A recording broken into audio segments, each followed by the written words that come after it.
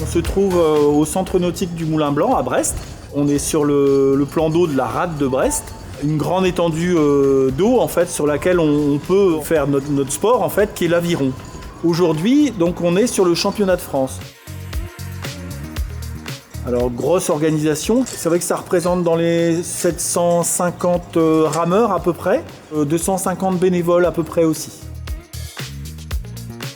Alors le départ vient du cahier des charges de la Fédération française d'aviron, qui dans le cadre d'organisation de ce type d'événement nous impose des contraintes, et donc il y a la partie développement durable. Nous sommes aussi accompagnés par le Comité régional olympique et sportif de Bretagne qui nous propose une charte qualité qui contient un panel développement durable assez conséquent aussi.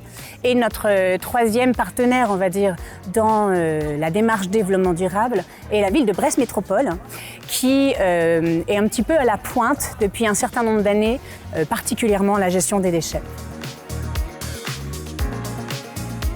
Quand nous avons rencontré le CROSS, ils nous ont demandé quel type de sujet nous avions en tête, et nous avions déjà en tête les toilettes sèches. Et le CROSS nous a validé cette proposition. Nous avons 2 villages, le village course et le village animation. Nous avons 5 ou 6 cabines de toilettes sèches qui sont situées sur le village animation, et elles ont été disposées là-bas parce qu'il n'y a pas de toilettes fixes.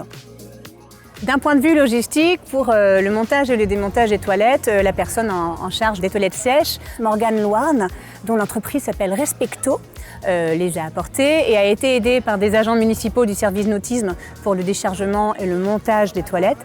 Tout ce qui est maintenance et nettoyage, c'est Morgane Loarn qui s'en charge, minimum 1 fois par jour.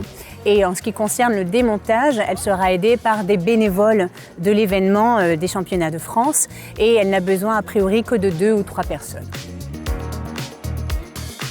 Moi, c'est pas difficile.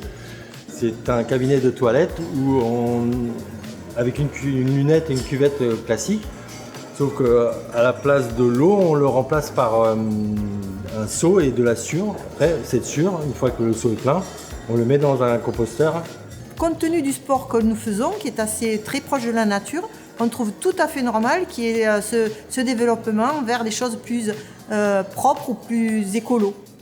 Moi, je pourrais dire que pour l'instant, le retour est positif. Ça n'a pas été compliqué, au contraire. Ça s'est fait facilement, et comme nous avions le soutien de toute façon de l'association ABI et du CROSS, ça s'est fait très rapidement. Moi, je donnerais le conseil de tenter coûte que coûte, parce que ça vaut le coup.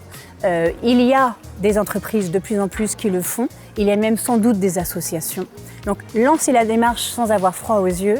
Quand on voit aujourd'hui les problématiques d'eau qu'on peut rencontrer, on se rend compte aujourd'hui que l'eau va nous manque déjà. Donc évidemment, les toilettes sèches, ça reste une piste très intéressante pour l'environnement en tout cas.